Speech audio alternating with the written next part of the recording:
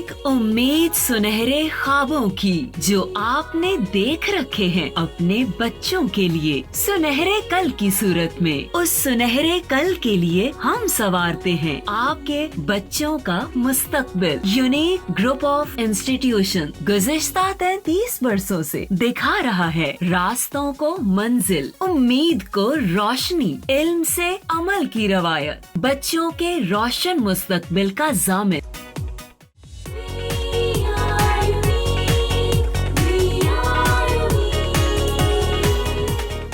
बिस्मिल्लाहिर्रहमानिर्रहीम। अस्सलामु अलैकुम तमाम स्टूडेंट्स। मेरा नाम मोहम्मद तारिक है। तो आज हम 10th क्लास का लेक्चर नंबर 21 केमिस्ट्री का डिस्कस करेंगे। तो बेटा उससे पहले आपको पता है कि लास्ट टाइम हमने प्रिपरेशन ऑफ सॉल्ट्स पढ़ा था। उसमें हमने वाटर सॉल्युबल सॉल्ट्स भी डिस्कस किए थे और इनसॉल्युबल सॉल्ट्स भी डिस्कस किए थे। तो यकीनन आप लोगों ने उसकी प्रैक्टिस भी की होगी और आपने उसको तैयार भी किया होगा। तो बच्चे जो प्रीवियस टॉपिक हैं उनको इतना अच्छी तरह आप अगर कर लें तो जो नेक्स्ट आने वाले टॉपिक हैं या जो अब हम टॉपिक लेके चलेंगे, सारे के सारे रिएक्शंस, सारे के सारे केमिकल इक्वेशंस उसी पे बेस करती हैं। तो आप बच्चे उनको पहले तैयार करना ज़रूरी है।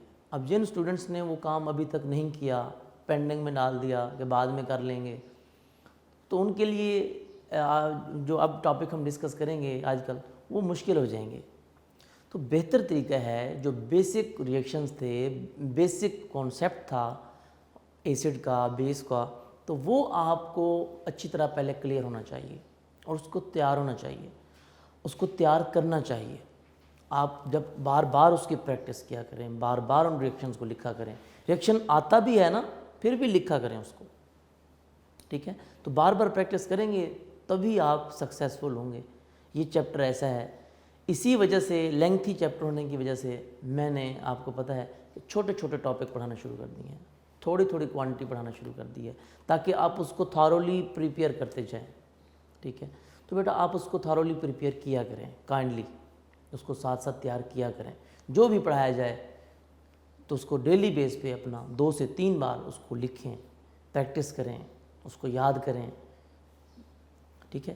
तो बेटा लास्ट टाइम हमने सॉल्युबल और इनसॉल्युबल सॉल्ट्स के बाद डिस्कस करना था टेस्ट योरसेल्फ 10.4। वो तो हमने पढ़ लिया था पहले, सॉल्युबल और इनसॉल्युबल सॉल्ट्स डिस्कस हमने कर लिए थे। तो आज हमने टेस्ट योरसेल्फ पढ़ना है। तो टेस्ट योरसेल्फ आप सबके पास टेक्स्ट बुक होनी चाहिए। बेटा आपके पास टेक्स्ट बुक होनी चाहिए। मेरे पास टेक्स्ट बुक का पेज नंबर है 40, ठीक है। सब स्टूडेंट्स के पास टेक्स्ट बुक होनी चाहिए। टेक्स्ट बुक का पेज नंबर 40 है।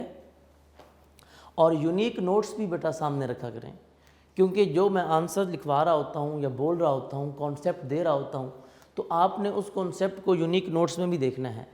अगर मैं कोई एडिशनल बात बताता हूँ तो आप नोट्स में भी साथ ऐड कर लिया करें, ठीक है।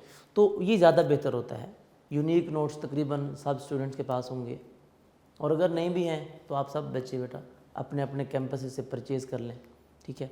क्योंकि बेटा उसमें सारे क्वेश्चन बने बनाए होते हैं, अथेंटिक और परफेक्ट आंसर्स वहाँ दिए हुए होते हैं, ठीक है। कॉन्सेप्ट तो मैं डिस्कस कर देता हूँ, लेकिन जाहिर सी बात है अपने थारोली तैयार करना होता है और उसको इक्वेशंस भी लिखनी होती हैं, एग्जांपल्स भी वहाँ लिखी होती हैं, वहाँ डिटेल्स में आंसर लिखा होता है। तो इसीलिए यूनिक नोट्स भी आप अपने साथ रखा करें और टेक्स्ट बुक भी साथ रखा करें।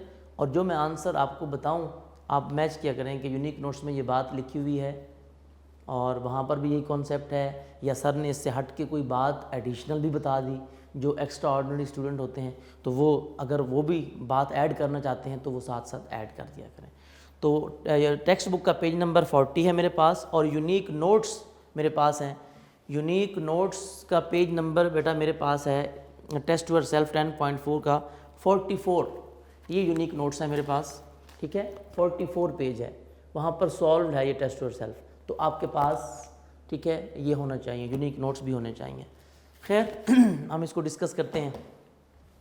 तो बेटा test yourself 10.4 page number text book का 40।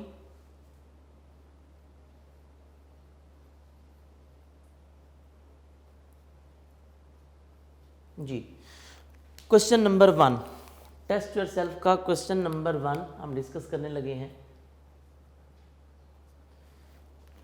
क्वेश्चन क्या है बेटा, how are the salts named.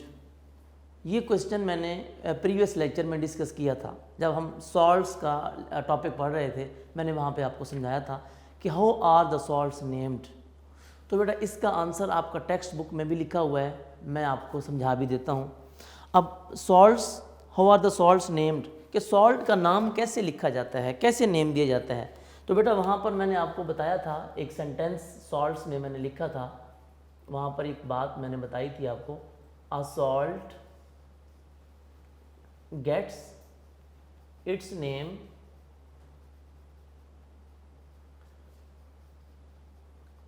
from the name of the metals, यानी मेटल्स का नाम लिखते हैं पहले हम, and the acids and the acid. यानी सॉल्ट को नेम जब भी देना होता है तो हमें दो चीज़ों का पता होना चाहिए। क्या, पहले हम मेटल का नेम लिखते हैं और फिर हम किसका नाम लिखते हैं, एसिड का नेम लिखते हैं। उसकी एग्जांपल भी हमने डिस्कस की थी। शॉर्ट क्वेश्चन है, आप कोई सी एक एग्जांपल लिख सकते हैं। कैसे, आपको पता है, आप पहले मेटल का नाम लिख दें, यानी कि यहाँ पर लिख दें हेडिंग बना के बेशक कि नेम ऑफ मेटल, और इधर लिख दें आप एसिड जो यूज़ होगा, और इधर लिख दें नेम ऑफ सॉल्ट।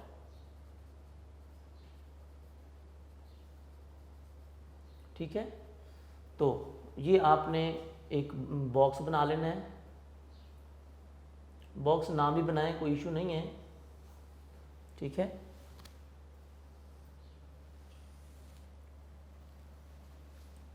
ये ऐसे, अगर नहीं बनाते कोई प्रॉब्लम नहीं है, आप सिंपल भी एग्जांपल लिख सकते हैं। इधर नेम ऑफ मेटल, इधर कोई सा एसिड लिख दें और उसका नेम लिख दें। जी, सिंपल सी एग्जांपल मैंने आपको पहले भी बताई थी। मेटल, सपोज सोडियम, हम सोडियम मेटल यूज़ करते हैं। सोडियम का सिंबल आपको पता है बेटा, Na, ये मेटल है। अगर हम इसका रिएक्शन ऐसे एसिड से कराते हैं जिसका नाम हाइड्रोक्लोरिक एसिड, HCl, नाम भी लिख देना है आपने। ठीक है, हाइड्रोक्लोरिक एसिड। तो जो नेम ऑफ सॉल्ट बनेगा वो कौन सा बनेगा, पहले हम मेटल का नाम लिखेंगे सोडियम, सोडियम क्लोराइड। क्या फार्मूला होता है, NaCl। यहाँ हाइड्रोक्लोरिक एसिड नेम भी लिख दें बेशक इसका, हाइड्रोक्लोरिक एसिड, राइट। यानी इस तरीके से हम उसका नाम लिखते थे। तो वहाँ पर टेक्स्ट बुक में आपके पास जो आंसर है वो मैं आपको मार्क करवा देता हूँ। लास्ट टाइम मैंने बताया भी था, टेक्स्ट बुक में पेज नंबर 38 पे इसका आंसर है बेटा। पेज नंबर 38, टेक्स्ट बुक में पेज नंबर है 38, राइट। 38 पे कहाँ पे, जो आपके पास एसिड्स एंड देयर सॉल्ट्स का टेबल बना हुआ है, पेज नंबर 38 पे सॉल्ट्स के टॉपिक में। तो देखें उस टेबल के बिल्कुल ऊपर एक छोटी सी लाइन है जहाँ पर लिखा हुआ है a salt gets its name. यहाँ से इसका आंसर है, मार्क कर लें। अ सॉल्ट यहाँ से स्टार्ट हो रहा है, gets its name from the names of the metal, from the names of the metal, mean के मेटल के नाम से उसने इसको मेटल कह दिया, वहाँ पर नेम्स कह दिया, एंड द एसिड, और एसिड। ठीक है, तो वहाँ पे मार्क करें और नीचे एग्जाम्पल लाजमी देनी है। ये नीचे जो टेबल बना हुआ है ना, वहाँ तक आपका आंसर कंप्लीट। ठीक है, एसिड तक। और उसके नीचे जो टेबल बना हुआ है ना, ये आपको दिखाई दे रहा है, ये नीचे टेबल बना हुआ है, ये वाला, ये पोर्शन बना हुआ है। इसमें से कोई सी एक एग्जाम्पल लिख सकते हैं जो आपको याद रहे। आपको ये एग्जाम्पल याद रहती है, अब यही लिखें। आपको पोटाशियम नाइट्रेट वाली याद रहती है, वो लिख दें। जितने भी यहाँ पर ये दिए गए हैं, कोई सी एक एग्जाम्पल अपनी मर्जी की लिख सकते हैं। ये हमारा पहला क्वेश्चन था, उसका आंसर था।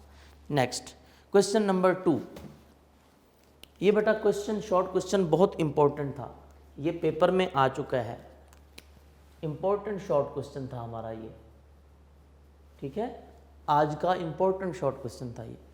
नंबर 2, अब सेकंड शॉर्ट क्वेश्चन इसका डिस्कस करने लगे हैं। सेकंड शॉर्ट क्वेश्चन क्या है जी? सेकंड शॉर्ट क्वेश्चन बेटा, नेम द सॉल्ट्स, सॉल्ट्स के नेम बताने हैं कौन कौन से होंगे, ठीक है, which are formed when zinc metal reacts with the following acids. बेटा ये भी इसी के रिलेटेड है, इसी के रिलेटेड है कि मेटल एक ही है जिंक। अब उसने कहा कि जिंक अगर रिएक्शन करे नाइट्रिक एसिड के साथ, जब मेटल क्या हो, जिंक हो, यानी जिंक मेटल है, अगर ये रिएक्शन करे किसके साथ, नाइट्रिक एसिड के साथ, यानी ए पार्ट उसका, ये ए पार्ट में डिस्कस कर रहा हूँ।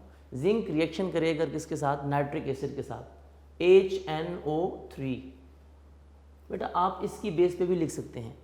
आपको पता है मेटल अगर जिंक है और एसिड कौन सा है, नाइट्रिक एसिड है, तो क्या बनेगा, जिंक नाइट्रेट।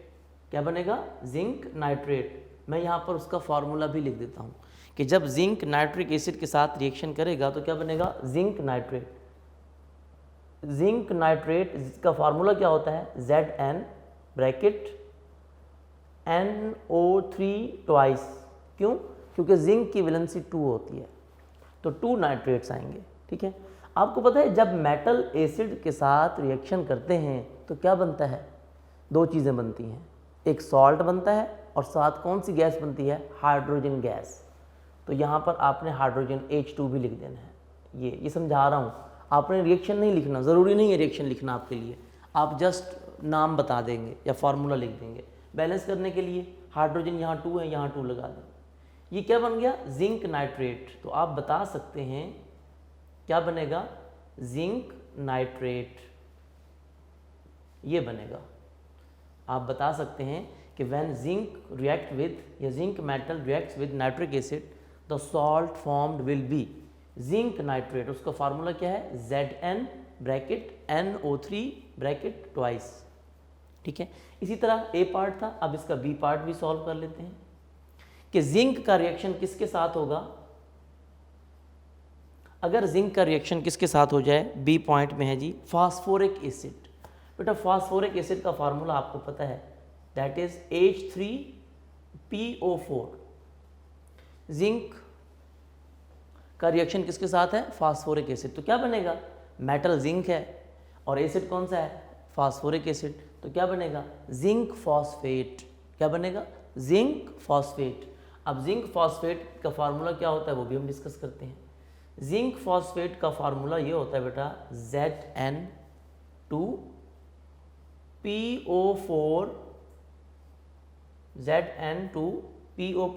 Zn3, यहाँ पर आएगा Zn3PO4 ट्वाइस। अब ये कैसे आया, फार्मूला कैसे याद रहेगा हमें, और इसके साथ वो भी बताता हूँ आपको, और उसके साथ कौन सी गैस बनेगी, हाइड्रोजन गैस H2। बेटा पता कैसे चलेगा आपको कि जिंक के 3 आएंगे और PO4 के 2 आएंगे, रट्टा नहीं लगाना, बता रहा हूँ आपको। आपको पता है कि जिंक की वैलेंसी कितनी होती है, 2, इसको लिखे हैं जिंक के ऊपर 2+। और आपको ये भी पता है कि जो PO4 है फॉस्फेट, ये रेडिकल है, रेडिकल क्लास 9th में भी पढ़ा था। अब PO4 ये रेडिकल है, ग्रुप ऑफ एटम है, इसके ऊपर चार्ज हो तो कहते हैं हम रेडिकल है। इसके ऊपर चार्ज होता था 3-, आपको याद होगा। अब इधर से जिंक है और इधर से फॉस्फेट रेडिकल है, तो क्या करेंगे, जब इसको क्रॉस एक्सचेंज करेंगे, ये देखें ये क्रॉस एक्सचेंज, ठीक है, जब हम क्रॉस एक्सचेंज करेंगे तो क्या होगा, अब आपके सामने है, जिंक के साथ क्या आ जाएगा, 3, ये 3 इधर आ जाएगा, जिंक के साथ Zn3 हो जाएगा, और इधर से क्या बचा, PO4। PO4 रेडिकल है, आपको पता है रेडिकल को हम किस में लिखते हैं, स्मॉल ब्रैकेट में, पैरेंथेसिस में, ये आपने वहाँ पढ़ा था, how to write a chemical formula, class 9th में, ठीक है। वहाँ पर PO4 के साथ क्या आ जाएगा, 2। This is the formula, Zn3PO4 twice. तो ये मैंने लिखा है Zn3PO4 ट्वाइस। नाम क्या होगा इसका, जिंक फॉस्फेट, जिंक फॉस्फेट, ये चीज़ बनेगी। आप बता सकते हैं कि when zinc react with phosphoric acid क्या बनेगा, जिंक फॉस्फेट। अब बैलेंस कर लेते हैं इक्वेशन को, बैलेंस मैंने नहीं किया अभी, आपके सामने है बेटा। जिंक यहाँ पर कितने हैं 3, यहाँ पर जिंक कितने हैं 1, यहाँ पर 3 लगा दें, जिंक बैलेंस। अब PO4 यहाँ पर देखें, PO4 को देखें, यहाँ पर PO4 कितने हैं 2, यहाँ पर PO4 कितने हैं 1, बैलेंस करने के लिए यहाँ पर 2 लगा दें। ठीक है, जब यहाँ 2 लगाएंगे PO4 तो डबल हो गए। अब हाइड्रोजन कितने हो गए 2 3 ज़ा 6, यहाँ पर कितने हैं 2, 3 2 ज़ा 6, ये भी बैलेंस हो गया। तो ये आपके पास बैलेंस इक्वेशन आ गई। हाइड्रोजन गैस तो लाजमी बनेगी, इसके साथ बेशक आप एरो भी बना दें, ये मैं आपको समझा रहा था। ये तरीका भी है। ये दूसरा तरीका ये है, जिस तरह ये यहाँ लिखे हुए हैं, आप लिख के मेटल का नाम लिखें जिंक, और बेहतरीन तरीका आप दूसरा तरीका ये है लिखने का, इधर आप लिखें मेटल का नाम जिंक, इधर लिखें आप एसिड का नाम कौन सा है, अगर नाइट्रिक एसिड के साथ है तो आप लिखें HNO3, और इधर नेम ऑफ सॉल्ट में लिख दें जिंक नाइट्रेट। ये भी तरीकाकार ठीक है, इस तरह भी आप लिख सकते हैं, ये आपके लिए इजी होगा, आपको रिएक्शन नहीं लिखना पड़ेगा, और आपने रिएक्शन लिखना भी नहीं है। ये मैंने आपको समझाया है कि कैसे बनेगा, आपको पता होना चाहिए कम से कम। ठीक है, अच्छा जी, इसके अलावा यहाँ पर आप लिख दें ये मेटल है, ये जी मेटल है आपके पास, और ये जी एसिड है, और जी ये क्या है नेम ऑफ सॉल्ट। ठीक है, ये जैसे वहाँ पर आपने ये बॉक्स बनाया इसी तरह बना के लिख दें, सिंपल, ज़रूरत नहीं है। इसी तरह जिंक का रिएक्शन जब होता है किसके साथ, फास्फोरिक एसिड के साथ H3PO4, यहाँ पर एसिड का नाम भी लिख दें, फार्मूला भी H3PO4, कौन सा बनेगा zinc phosphate, zinc phosphate, formula भी लिख दें साथ बेशक इनका। जिंक नाइट्रेट में लिख दें ZnNO3 ट्वाइस, ये जिंक नाइट्रेट का फार्मूला हो जाएगा हमारे पास। और इसके अलावा जिंक फॉस्फेट का फार्मूला हमारे सामने ये आया है, जिंक फॉस्फेट वो लिखेंगे दैट इज ZnPO4, Zn के साथ 3, PO4 के साथ ट्वाइस। ठीक है, तो इस तरीके से यानी कि ये ब्रैकेट खत्म कर देंगे, उसका फार्मूला भी लिख दिया, नेम भी लिखें और फार्मूला भी लिखें जी। तो बेटा उसके बाद जिंक का रिएक्शन है एसिटिक एसिड के साथ, सेम आप यहाँ पर लिख दें जिंक मेटल होगा, जब एसिड कौन सा होगा एसिटिक एसिड, फार्मूला क्या होता है CH3COOH, this is acetic acid. ठीक है, this was nitric acid, this is phosphoric acid, this is acetic acid. तो इसके साथ जब रिएक्शन कराएंगे तो क्या बनेगा जिंक एसीटेट, क्या बनेगा जिंक, पहले मेटल का नेम लिखते हैं फिर एसिड का, जिंक एसीटेट। फॉर्मूला क्या बनेगा इसका Zn, ये जिंक आ जाएगा हमारे पास Zn, और साथ आ जाएगा एसीटेट CH3COO, ये ब्रैकेट लगा दें, ब्रैकेट के बाद यहाँ पर 2 लगा देंगे। एसीटेट के 2 आयन आएंगे, क्यों, क्योंकि जिंक की वैलेंसी 2 है और एसीटेट आयन की वैलेंसी होती है 1 -1 और जिंक की होती है 2+, तो दिस इज जिंक एसीटेट। इसका रिएक्शन लिखना चाहें तो मैंने इनका रिएक्शन भी लिखा है, उसका रिएक्शन भी मैं लिख के समझा देता हूँ आपको कैसे। यहाँ पे जिंक जब रिएक्शन करता है एसिटिक एसिड के साथ, एसिटिक एसिड का फॉर्मूला होता है CH3COOH। जब रिएक्शन होगा जाहिर है एक एसिड है और एक मेटल है, सॉल्ट बनेगा और हाइड्रोजन गैस बनेगी जैसे यहाँ पे बनी थी। तो ये आ जाएगा हमारे पास Zn यानी जिंक एसीटेट। जिंक एसीटेट का फार्मूला होता है CH3COO। अब H नहीं आएगा, इस H को हटा देना है आपने, ठीक है, और ब्रैकेट के बाद ट्वाइस 2 लगा देना है, जिंक एसीटेट। और आपको पता है इस रिएक्शन में कौन सी गैस इवॉल्व होगी, that will be hydrogen gas H2। इसके साथ आप एरो लगा देंगे, दिस इज। अब बैलेंस करते हैं इसको, बैलेंस कैसे करेंगे? सिंपल, जिंक इधर भी 1 है, इधर भी, ठीक है। एसीटेट यहाँ पर देखें 2 है, यहाँ पर एसीटेट 1 है, यहाँ पर 2 लगा देंगे। जब यहाँ पर 2 लगाएंगे तो ऑटोमेटिकली इक्वेशन क्या हो गई? Balance. This is zinc acetate, ठीक है। तो सिंपल आप उनके नेम लिखते जाएं, आप बेशक लिखते जाएं साथ साथ, आप ए के ऊपर लिख लें, when zinc react with nitric acid it will be zinc nitrate, वो फार्मूला लिख दिया मैंने, ZnNO3 ट्वाइस। और दूसरे में बी में फास्फोरिक एसिड के साथ रिएक्शन होगा, जिंक फॉस्फेट, उसका भी फार्मूला लिख दिया, ZN3PO4 ट्वाइस। और उसके बाद सी, जिंक एसिटिक एसिड के साथ जब रिएक्शन करेगा जिंक एसीटेट। मैंने आपको डिटेल समझा दी है इसकी सारी, ठीक हो गया जी। क्वेश्चन नंबर 2 हमारा कंप्लीट हो गया। अब क्वेश्चन नंबर 3 हम इसका डिस्कस करने लगे हैं जी। क्वेश्चन नंबर 3, हाँ जी बेटा, क्वेश्चन नंबर 3 हमारे पास क्या है? क्वेश्चन नंबर 3 है, how will you justify salts और न्यूट्रल कंपाउंड्स। जी, सॉल्ट्स और न्यूट्रल, पेज नंबर 39 पे आए सारे बच्चे। पेज नंबर 39 पे देखें, कैरेक्टरिस्टिक्स ऑफ सॉल्ट्स में से मैंने आपको पॉइंट नंबर 4, ये होगा पॉइंट नंबर 4 की हेडिंग बनवाई थी, याद होगा, मैंने आपको लिखवाया था, इसके ऊपर लिख लें, हेडिंग बना लें, न्यूट्रल कंपाउंड्स, ठीक है, न्यूट्रल कंपाउंड।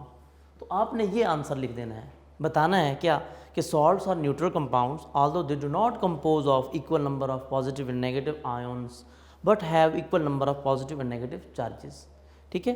तो ये बताना है कि इसमें जो चार्जेस है ना वो इक्वल होते हैं, आयंस इक्वल नहीं होते। कैसे? मैं आपको एग्जांपल भी देता हूँ, आप इसकी बेशक एग्जांपल दे दें कि सोडियम क्लोराइड सॉल्ट है ना, इसमें देख लें, सोडियम का भी चार्ज +1 है और क्लोरीन का भी चार्ज -1 है, इसका भी 1 है, इसका भी 1, जितना पॉजिटिव चार्ज है उतना ही नेगेटिव, तो चार्ज तो इक्वल है ना, बेशक अपोजिट चार्ज है। सेम मैंने एक और एग्जांपल दी थी आपको, कैल्शियम क्लोराइड CaCl2, इसमें देखें, अब कैल्शियम क्लोराइड में अगर आप देखें तो कैल्शियम के ऊपर चार्ज कितना होता है? 2+, क्लोरीन के ऊपर चार्ज कितना होता है? -1, ये -1 लगा दिया मैंने, या 1-। तो लेकिन क्लोराइड के आयन कितने हैं? 2, देखें यहाँ पर 2 लगाते हैं हम। अब दोनों के आयन्स देखें, आयन्स डिफरेंट हैं, कैल्शियम का एक आयन है, क्लोराइड के 2 आयन्स हैं, their ions are different, ions different हैं लेकिन चार्जेस इक्वल हैं। कैसे? इसका भी 2+ है, यानी 2 चार्ज हो, इसको 2 को -1 से मल्टीप्लाई करेंगे, इससे कितना होगा? 2-, चार्ज तो इक्वल है, ये भी 2 है, ये भी 2 है, एक का प्लस में है और एक का माइनस में है, तो चार्जेस इक्वल होते हैं। चार्जेस क्या होंगे? इक्वल, लेकिन आयन्स क्या होंगे? डिफरेंट। यानी कि चार्जेस का इक्वल होना जरूरी है, आयन्स का इक्वल होना जरूरी नहीं है। हाँ, बाय चांस हो भी सकते हैं, जैसे इसमें देखें NaCl में एक ही आयन सोडियम का है, इसका भी एक है, और क्लोराइड का आयन भी एक है, ये बाय चांस हो गए हैं लेकिन कंडीशन नहीं है, ठीक है। इसी तरह एक और एग्जांपल देता हूँ, मैंने आपको एग्जांपल दी थी एल्यूमिनियम क्लोराइड की, AlCl3। अब इसमें देखें एल्यूमिनियम का क्या है? एक आयन है, Al+3, एक एल्यूमिनियम है, क्लोराइड कितने हैं? 3, यहाँ पर लिखें 3Cl-1, ऐसे ही होगा ना कि एक एल्यूमिनियम है और क्लोरीन कितने हैं? 3, तो आप एक लिखेंगे एल्यूमिनियम का आयन और 3 लिखेंगे क्लोराइड के आयन।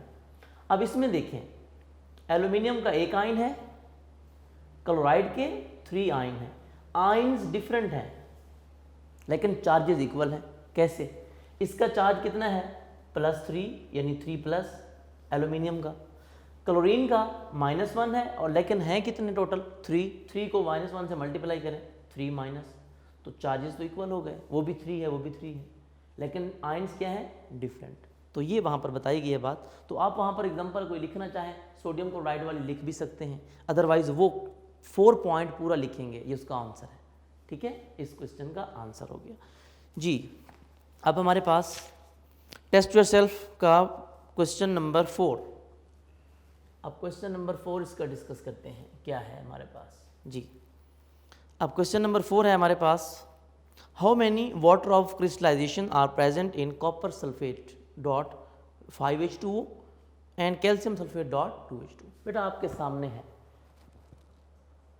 कैल्शियम सल्फेट की बात भी की गई है, CaSO4 उसके साथ 2H2O लिखा हुआ है, और जो कॉपर सल्फेट है CuSO4 उसके साथ 5H2O लिखा हुआ है, आपके सामने है। ये तो बता दिया उसने, कहा है कि इन दोनों में बताएं वाटर ऑफ क्रिस्टलाइजेशन कितने हैं।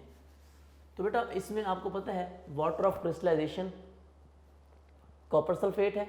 मैंने बताया था कि जो डॉट के बाद जितने वाटर के मॉलिक्यूल्स होते हैं उनको हम कहते हैं वाटर ऑफ क्रिस्टलाइजेशन। तो देखा जाए आप कह सकते हैं कि this salt contain 5 water of crystallisation. इसमें 5 हैं, जितने वाटर के मॉलिक्यूल होंगे डॉट के बाद जितने भी हैं आपने बता देना है कि 5 हैं। ये MCQs आ जाता है अक्सर। और कैल्शियम सल्फेट में देखें कितने हैं, 2। आप लिख देंगे यहाँ पर कितने हैं, 2। यहाँ पर 2 वाटर ऑफ क्रिस्टलाइजेशन है और यहाँ पर 5 वाटर ऑफ क्रिस्टलाइजेशन है। ठीक है, अच्छा जी। उसके बाद लास्ट में आ गया हमारे पास पॉइंट नंबर 5। ये 4 भी हो गया आपका, यहाँ तो सिंपल बताना था आपने जी। Name the type of reaction that takes place between an acid and a metal. जो मेटल और एसिड के दरमियान, बेटा आपको पता है कि जब एसिड और मेटल आपस में रिएक्शन करते हैं, एसिड एंड मेटल, कहते हैं उस रिएक्शन का नाम बताएं। ठीक है, and a metal which gas would evolve in the reaction, explain with an example. जी, जब एसिड और मेटल आपस में रिएक्शन करते हैं, बेटा ये लास्ट टाइम डिस्कस किया था जब हमने प्रिपरेशन ऑफ सॉल्युबल सॉल्ट्स पढ़ा था ना, उसका पहला पॉइंट, ए पॉइंट उसका जो हमने डिस्कस किया था। तो इस रिएक्शन का नाम क्या होता था, डायरेक्ट डिस्प्लेसमेंट मेथड। याद होगा, पहली बात तो आपको पता होना चाहिए, क्या बोलते हैं इसको, डायरेक्ट डिस्प्लेसमेंट मेथड। अब ये डायरेक्ट डिस्प्लेसमेंट मेथड है, एसिड किसके साथ रिएक्शन करें, मेटल के साथ, ये भी बताना है और ये भी बताना है कि कौन सी गैस इवॉल्व होगी। बेटा आपको पता है जब एसिड रिएक्शन करते हैं किसके साथ, मेटल के साथ, तो सॉल्ट बनता है और कौन सी गैस इवॉल्व होती है, हाइड्रोजन गैस। ये तो आपको पता है। पहली बात तो आप लिख देंगे कि hydrogen gas will be evolved, ये विल बी रिलीज्ड। अब आगे एग्जाम्पल भी देनी है, कैसे, वहाँ पर आपने रिएक्शन आपको पता है पढ़ा था किसके साथ, एसिड आपने यूज़ किया था हाइड्रोक्लोरिक एसिड। वैसे तो यहाँ पर आप कोई भी इक्वेशन लिख सकते हैं, एसिड की मेटल के साथ कोई भी रिएक्शन लिख दें आप, ठीक होगा। लेकिन जो वहाँ पर आपने पढ़ा था, आपने मैग्नीशियम के साथ पढ़ा था रिएक्शन, आपको याद होगा।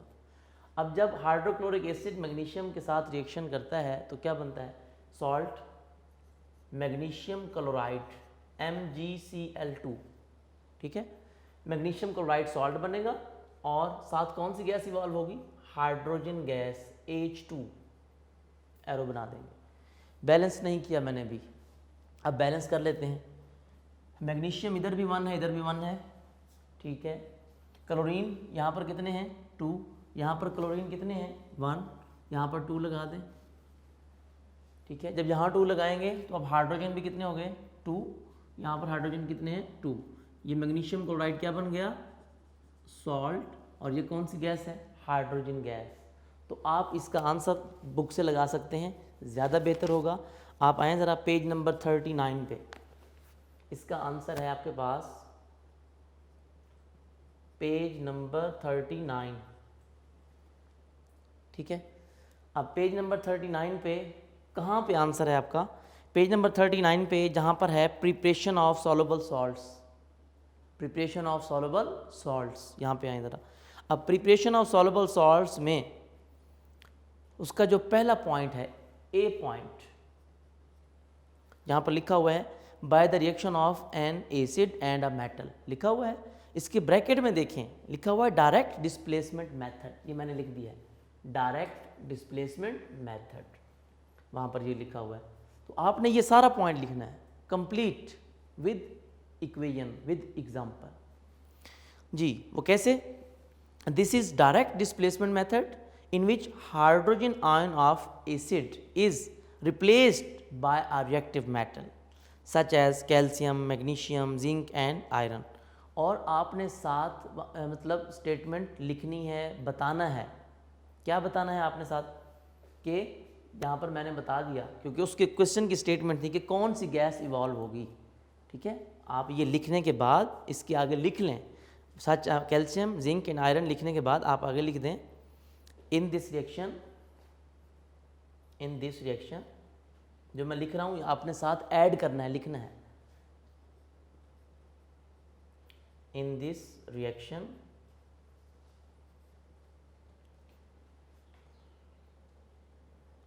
salt is formed, in this reaction salt is formed and hydrogen gas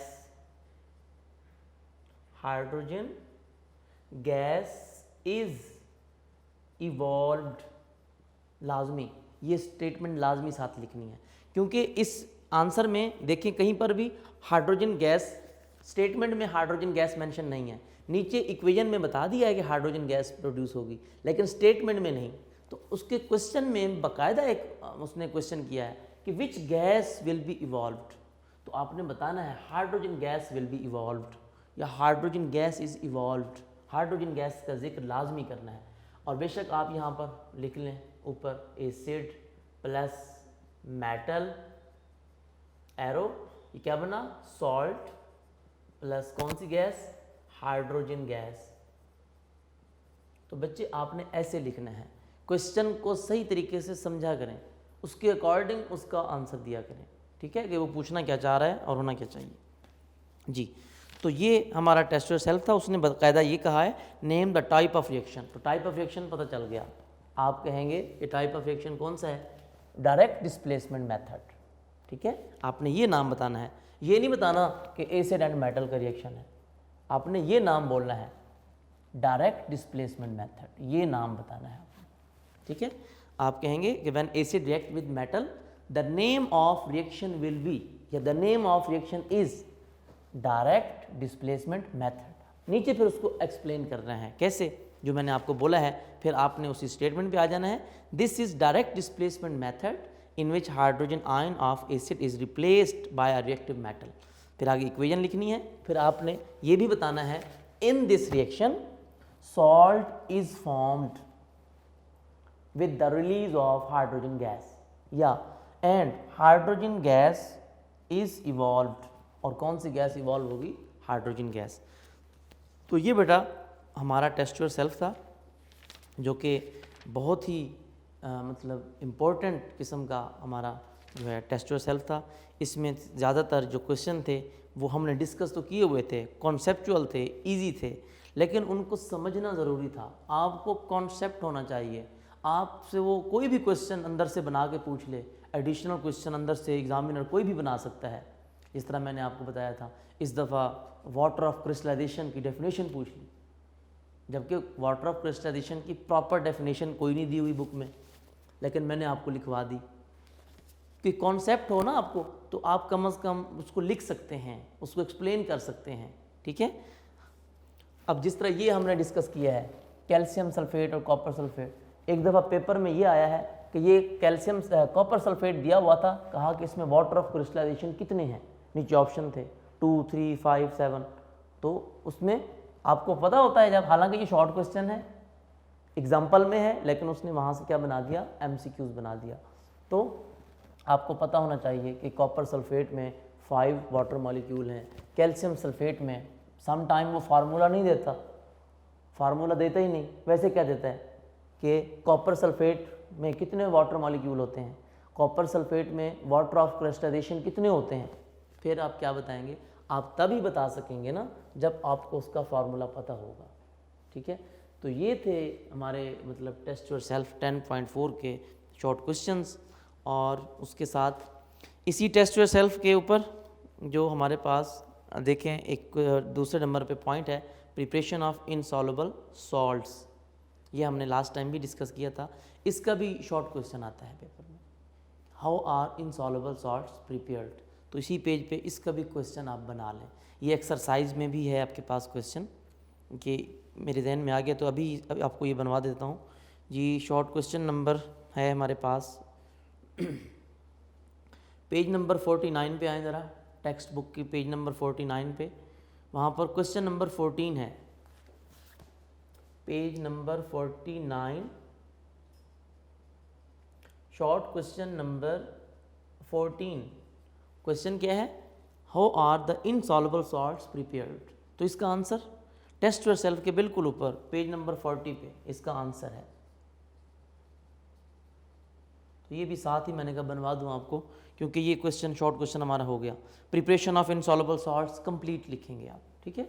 तो इसका आंसर जो है पेज नंबर 40 पे, वहाँ पर प्रिपरेशन ऑफ इनसॉल्युबल सॉल्ट्स का पैराग्राफ आप कंप्लीट विद एग्जांपल्स लिखेंगे। तो इस पेज पे यानी जो शॉर्ट क्वेश्चन बनते थे वो मैंने आपको टेस्ट योरसेल्फ के ऊपर भी वो बनवा दिया है। तो ये बेटा टेस्ट योरसेल्फ था, आपने इसको अच्छी तरह यूनिक नोट से इसको तैयार करना है। कॉन्सेप्ट और एग्जांपल्स डिटेल में मैंने आपको समझा दी हैं, बाकी आपने यूनिक नोट्स में से इसको तैयार करना है। वहाँ पर इजी करके लिखा हुआ है और कॉन्सेप्ट के साथ लिखा हुआ है वहाँ भी, तो आपने वहाँ से तैयार करेंगे तो आपको आई थिंक कोई प्रॉब्लम नहीं होगी। तो ये था बेटा आज का हमारा शॉर्ट सा लेक्चर, और अपना रखिएगा बहुत सारा ख्याल। अल्लाह हाफिज़।